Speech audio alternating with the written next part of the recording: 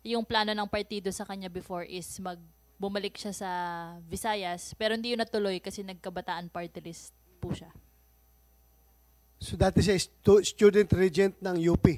Yes po, 2017 is magkasama kaming nagre-recruit sa UP. Siya as student regent, tas ako as alay sining UP Diliman. While student regent siya, nagre-recruit siya ng mga kabataan para maging NPA? Yes sir, yun yung tasking niya as member ng Communist Party. Ayun, nagpunta siya sa NPA nga po para alam niya kung para kanino siya nagre-recruit. Ako rin po, nagpunta rin ako sa NPA camp bago ako yung tuloy-tuloy na nag-recruit sa NPA. Ganun po kasi yun para yung program para sa amin na mga Communist Party members na bumisita at least sa NPA camp para pag nag-recruit is alam namin kung ano yung saan namin pinapasok yung mga estudyanteng nire-recruit namin sa.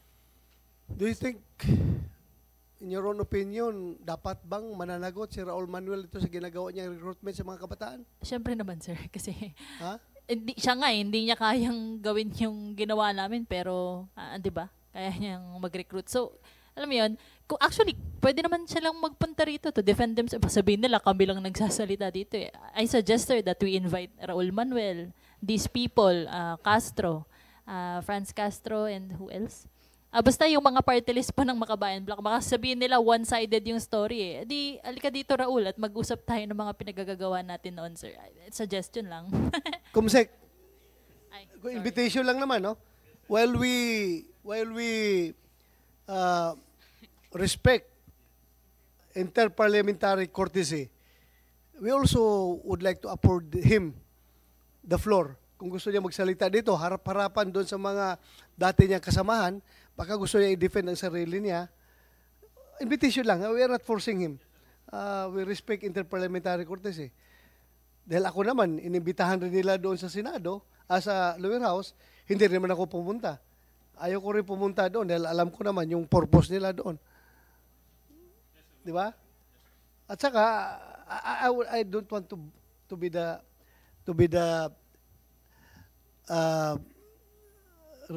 yung magiging president. I don't like to become the president. Mamaya yung mga next na mga senador magagalit na sa akin. Bakit kasi inunahan ni Bato pumunta doon? Kami ngayon, pupunta na kayo, obligado pumunta. But anyway, just offer him. Baka gusto niyang pumunta. Yun lang, imbitahan lang ninyo. Pero I don't think pupuntahan dito. Sige lang. Please continue.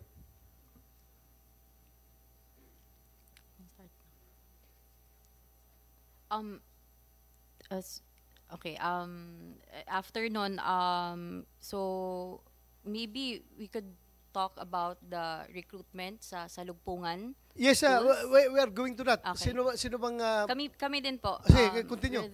Ako sa Lupungan na tayo. Ako na lang po muna and Yes. then I will just introduce na lang ako na lang muna. Okay. Yun po, nasimulan ko naman. So, before po ako mag-NPA, if you remember the UCCP Haran Bakwit, no, that was April 3, 2014, no, meron pong 1,300 no, manobo from Teleingod, Davao del Norte ang nakapunta po sa UCCP Haran. Tapos, kung maalala po ninyo, napakalaki po na campaign iyon na kung saan narecognisa yung tinatawag nating Lumad struggle for their defense sa ancestral domain. So at that time po, hindi pa po ako member ng NPA, pero ako po ay member na ng isang underground mass organization at candidate member na ng Communist Party of the Philippines. Before you continue, why UCCP Haran? Bakit kayo doon nyo dinala yung mga bata na from Davao Norte man kayo pumunta sa UCCP Haran? UCCP Haran is in Bangkiruhan, Davao City, di ba? Yes. Si Ma'am Ida po, she has the credibility po para mag-discuss regarding sa UCCP Haran. Okay. Can you answer briefly, Ida? Kasi po yung UCCP Haran noong early 90s pa po siguro yun. Sila na po yung una nag-cater o nag-facilitate ng mga buckwheat po galing Talaingod. Tsaka may ano po sila, may parang tinatawag po naming aliado po ng mga taga-urban po ng Davao City. Okay. Urban, urban committee po ng CPP po. Ano po nila, mga aliado po nila. Kaya nung nagpa-backwit po nung 2014, doon po dinala kasi sila po yung tumulong nung early 90s pa po na backwit. Thank you. Maraming salamat. Please continue. Opo, bale Ayan. si UCCP Haran po, part na po talaga ng United Front na pag-oorganisa ng CPP-NP NDF, kaya po hindi lang po sa sektor ng mga kabataan, lalong-lalo na sa UP, sa PUP and other institution, pati rin po mismo sa mga religious groups. So, ayun po, nung napunta po ako dun sa UCCP Haran, we were tasked to immerse with the children. So, ang hindi ko po makalimutan dun ay sabay-sabay pa namin kinanta yung Salugpongan hymn. No, Salugpongan, for the information of everybody, it's a Lumad School po, Salugpongan Tatano Igcanogon Community Learning Center. Tapos kung nabalitaan po natin na na-close po siya, 55 Salugpongan School sa Davao Region because of, tawag dito, yung the grounds na it was operated by the CPP-NP NDF, and we can attest to you na totoo po na ito po ay ino-operate ng CPP-NP NDF because I am from after po nung April 3 na nag-immerse ako doon, after a month or more than a month po, nag-NPA na po ako, pumasok po ako mismo sa Talaingo, Davao del Norte, sa sitio na Silaban, Barangay Palmahil, and then nakita ko po doon yung mga paaralan, ang isang paaralan ng Salugpungan, and then papunta po doon sa iba't ibang mga areas namin sa Talaingod. Meron po kaming naitayo na 21 Salugpungan schools sa loob po ng Talaingo, Davao del Norte, and kami po mismo ng mga NPA ang nagfa-facilitate sa pagtatayo ng mga school buildings. Sa pagbabalik ko sa we were given like only at parang 20,000 lang po, 20,000 pesos para magtayo ng isang school building. So ang nangyari po, we were tasked to do that because ang Talaingo, Davao del Norte po ang isa sa pinakaunang nakapagtayo ng shadow government sa municipality level. So imagine meron na po palang mayor doon sa loob ng Talaingo, Davao del Norte. Akala nyo lang po na sa government of the Philippines lang. So meron na po kaming mayor doon, and that was Dato Gibang. So Dato Gibang surrendered last 2018 with the efforts of the 10th Infantry Division.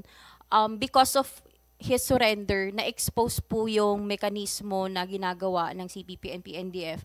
That's why if you remember the very recent case na meron na pong promulgation kay Satur Ocampo and kay Franz Castro, we can attest to you that it is part of the national campaign of the CPP-NPA NDF. So at that time po na bumaba yung mga bata from actually sa Nasilaban sila banda, doon po kinuha nila Satur Ocampo at si Franz Castro yung mga bata. There were 14 of them, and those children, kilala po namin yon, kilala din po namin yung mga magulang ng mga bata dahil isa po kami sa mga nag-utos na bumaba sila for the campaign in protecting their schools. Bale, kung sasabihin po nating national campaign, ibig sabihin po, si Communist Party of the Philippines, New People's Army, may mandato po siya sa mga underground mass organization at mga miyembro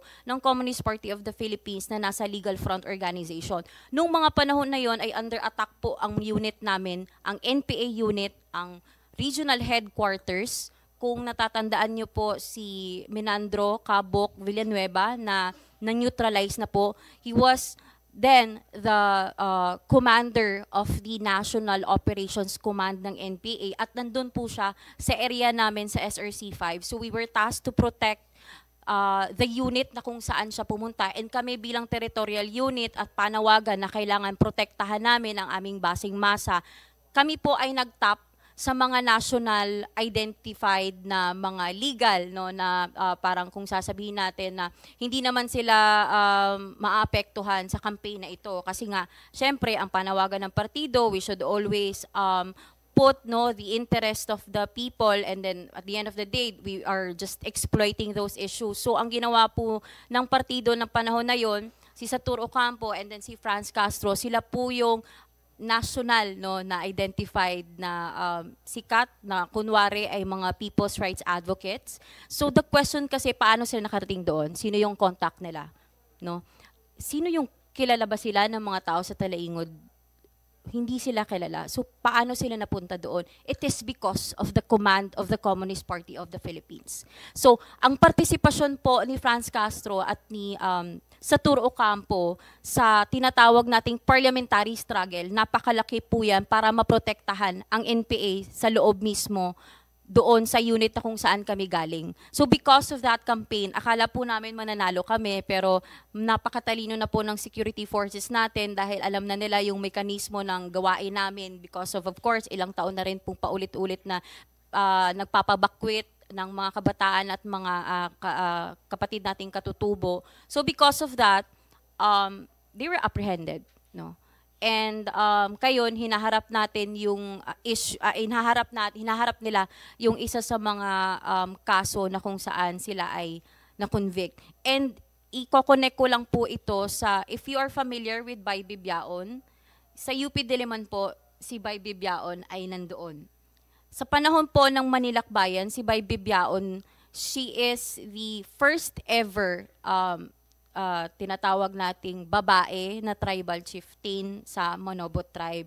And if you will Google Bay Bibiaon, makikita nyo na meron po siyang mga awards, no? Lalong-lalo na po sa UP Diliman, meron po siyang natanggap na mga awards, and actually international awards. Bay Bibiaon is a member of the Communist Party of the Philippines. And we can attest to that dahil si Bay Bibiaon ay kasama po namin mismo sa loob ng Kilusan, mismo sa loob sa Talaingod, Davao del Norte.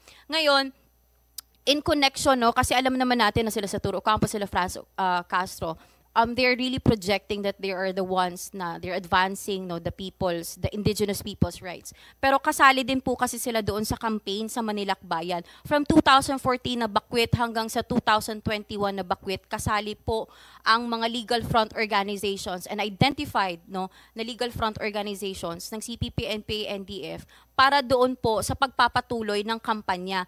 Si Bay Bibiaon po ay namatay na. Ngayon, gusto pong kunin ng kanyang pamilya si Bay Bibiaon, pero hindi po binibigay ng kung sino mang responsable, lalong-lalo na sa Save Our Schools movement. No? So, wala daw karapatan ang kanyang pamilya na kunin ang katawan ni Bay. And ang sinasabi nila, the last time na nalaman namin kung saan si Bay Bibiaon ay nasa UP Diliman po. And ito po yung isa sa mga crucial na pangyayari. That's why sinasabi si UP, mga balunan ng NPA, etc. Yun ang parating projection. And of course, I don't believe that because I'm a graduate, no, sa UP. Pero yun nga po, dahil meron pong mga legal front organizations na nagtatago, nagiging part po tayo doon sa hindi makatarungang pagtatago din po sa katawan ni Bay Bibiaon. Interconnected po ito lahat. That's why sa Saturo Ocampo and Franz Castro, child abuse, harapin nyo po yung kaso nyo. Let's not, wag nating lokohin yung mga tao. If you say that the indigenous peoples will be on your side, hindi po yung mangyayari. Isa pong napakalaking sampal sa muka sa mga Talaingod Manobo dahil hanggang ngayon ginagamit nyo po ang muka ni Bay Bibiaon for donations. Kung pupunta po tayo sa Talaingod, for donation? For donations. If you will... Sino nagdo-donate? International organizations or any private entities na naaawa or parang na-deceive din mismo sa campaign. Because... alam na kaya napatay na si Bay Bibiaon? Yes. Actually po, may mga press conference na po, nabalita na po, napatay na po si Bay Bibiaon and the family, no? Sila na po mismo ang nanawagan na ibalik nyo na po yung pamilya. Pero hindi po nila kayang ibigay yung katawan ni Bay Bibiaon. Kasi po, pag once na ibigay nila yung katawan ni Bay Bibiaon, lahat po ng katotohanan sa kung ano po ang reason kung bakit nandun si Bay Bibiaon sa UP Diliman, lalabas. Ang pinaka hindi po namin gusto kasi na until now, no, they don't respect the body of Bay Bibiaon. Kasi nga, lahat ng mukha ng Bay Bibiaon, naka-plaster, online, international, may libro pa po siya. And yung libro niya, kilala ko po ang nagsulat. No? He was a former NPA member na we're very fortunate dahil nagbalik loob na po sa gobyerno. Pero pinagpeperahan po nila yung campaign. So, yung Bakwit campaign, yung SOS campaign na to protect the Salugpungan schools, lahat po yun, it is to protect the New People's Army and the mass base and of course, no, to generate funds. And until now, they are doing that. Kaya po, sa ngalan po ng pananawagan namin ng hustisya, we want na sana po maibalik si Bay. And with all due respect, yun po yung gustong mangyari ng mga kasama ko dito. And they will also explain their part na hindi lang po galing sa akin. So, sino mag-explain ng part na yan? Si Dato Tungigman Simuyat po. Dato? But before si Dato po sige. magsalita, parang may video po kaming Sige po. ipapakita po sa inyo. Unahin mo yung video. Go ahead.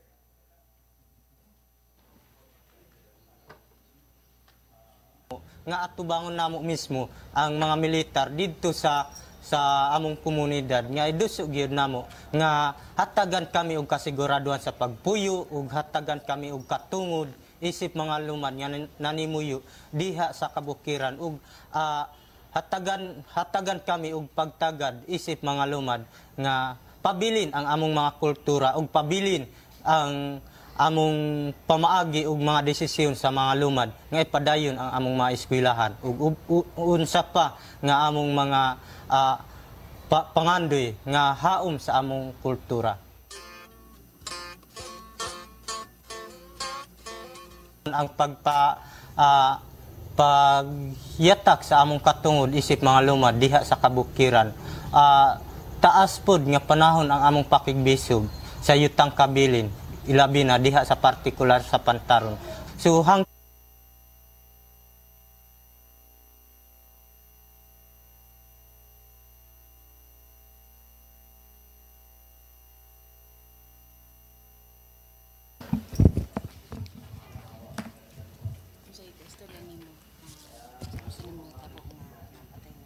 Okay, so maayong adlaw sa atong tanan, labi na kang Mr.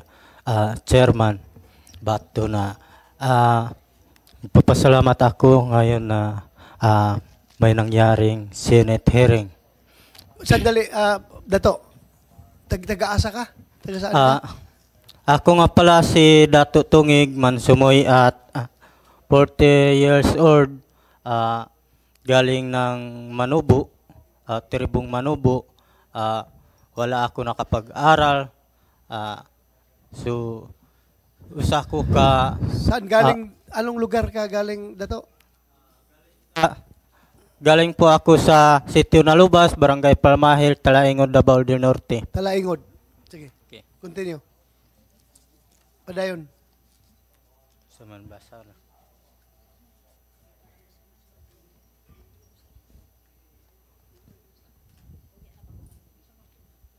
Okay, so kato nakita na to ang ano ko pa yung ano kasi may video namin nung nasa Haran sa ilang ilang taon yung Bakwit sa Haran.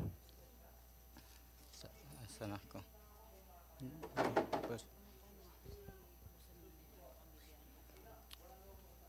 Okay, so ang gusto namong mahitabo kay Bibiaon nga makabalik sa tribo sa kanilang pamilya para makita sa pamilya kung tinuod ba gyud nga namatay na gyud si Bibiaon. Lumapit na kayo sa pulis, magpatulong para ma-recover yung katawan ni Bebiaon? Opo, yung mga kamag-anak ni Bibiaon, kasi si Anabil Bigkay, galing na alam ko na galing na sa Maynila kasi yung kasama ni Rorilyn, pero hindi ko alam kung anong buwan yung papunta dito. Andito mo yung provincial director ng Davao del Norte, Colonel Serrano. Coordinate mo doon sa pamilya ni Bebiaon sa Talaingod, yung gusto na nila kunin yung katawan nandito sa UP, samahan mo, papunta mo dito, patulong ka dito sa IDG para ma-recover yung katawan. Yes, sir. Will go, sir. Kawawa naman yung patay na, ginagatasan pa. Ginagamit pa nilang pang-receive ng donation. Kasi si Bibiaon grabe manggamit yung mga tao na yan. No?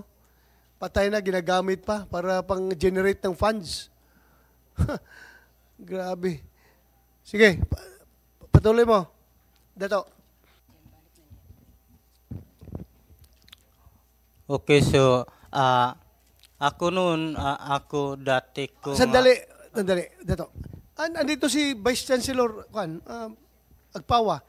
Can you confirm or deny kung andyan ba sa loob ng UP campus yung katawan ni Bebiaon? Ngayon ko lang ho nalaman, Senator, yung tungkol doon. Can you help us determine kung andyan talaga? We'll have to get details from Ms. Ramos siguro tungkol doon. Okay. Para Sige, papaalam natin. Arian Ramos, confirm mo na sa loob ng UP Diliman si ang katawan ni Bebiaon? She was, no, Your Honor. Ang ibig ko pong sabihin, last po naming nakita si Bay Bibiaon sa UP Diliman because of the Manilakbayan campaign. And after po niyan, hindi na po namin alam kung saan na po siya. And I was not updated with the recent activities ng pamilya niya na pumunta po sa, actually, the NTF-ELCAC helped the family of Bay Bibiaon. And I guess, Your Honor, baka po pwedeng makapag-set tayo for the case of Bay Bibiaon because sa case niya po kasi interconnected ito sa Salugpungan schools. Kasi po because of the Salugpungan schools na naging sentro po ng recruitment ng mga kabataan para maging NPA po, maging miyembro ng NPA. Yun pong manipulation din po kasi sa prestige ni Bay Bibiaon. So ni-raise lang po namin ito kasi sa kampanya po ng Partido Komunista ng Pilipinas, si Bay Bibiaon po yung icon. So yung mga aktivista po na mga kabataan from UP and other state universities, malaki po yung pagtingin nila kay Bay Bibiaon, and that's why they are, radicalized at ginagamit po yung sitwasyon ng mga kabataan, lalong-lalo na po yung pag-close po ng Salugpungan School. So the issues that I am saying to you are concrete basis para po mag-radicalize ma-radicalize yung mga kabataan. Thank you. PD Davao del Norte, mayroon pa ba salugpungan sa Davao Norte? Good afternoon, sir. Yeah, good afternoon. As of 2007 to 2019, tama po si Ma'am Arian Ramos, there were 21 salugpungan schools established in the area of responsibility of Davao del Norte. Majority are situated in Talaingod. But in October 2019, DepEd Davao issued a closure order in all salugpungan schools and its affiliate in the province. Hanggang 2019 October lang sila, sir. So ngayon, wala na? Wala na, sir. Hindi na nakabalik? Yes, sir. Pero i-monitor nyo, sigurado ako babalik at babalik yan. Yes, lalo sir. na pag hihina yung ating, itong ating NTF-ELCAC, pag hindi ito masuportahan, babalik at babalik yan. I tell you, andyan pa rin yung mga tao na responsible dyan eh. Actually, hindi sir. pa nga nakulong si Franz Castro, di ba? With regard to the case of Franz Castro, last July 15, they were convicted with Section 10, RA 7610, other acts of neglect, abuse, cruelty, or exploitation in other conditions prejudicial to the child's development. Kaya nga, konbiktado siya, pati si... Si Satoru Campo Satoru Campo. and 11 others. Oh, pero, kuhan daw, sigurado yan, nag-appeal yan. On Actually, appeal. sir, they are on bail. On bail. They are using nag-bail sila for their legal remedies, for their motion for reconsideration. Thank you. Thank you. So, sinong next magsalita? Yeah, please, go ahead. Ida Marie. Pwede po babasahin ko na lang po yung ginawa kong open statement? Yes, go ahead. Ako po si Ida Marie Montero alias Mandy, 42 years old, taga Davao City, dating sekretary ng Sub-Regional Command ng Southern Mindanao Region mula 2015 hanggang sa pagka-dissolve nito. Noon po, kami po ay nakatira sa isang locust housing po na subdivision na marami pong tumitirang mga empleyado o trabahante po ng Alsons. At nung panahon po na yon, pinasok po ito ng KMU at naglunsad ng serye ng mga strikes at picket lines. Pumasok din ang iba't ibang mga organisasyon kagaya ng Anak Bayan noong May 2000 na kung saan ang aking best friend ang naging chairperson sa aming komunidad. Dahil dito ay naging aktibo din po ako sa organisasyon at dito po ako na-recruit. August 2000 ay nagdesisyon po akong mag-RI, yung mag-integrate po sa kasama ang mga NPA sa Guerrilla Front 52 sa Paquibato District hanggang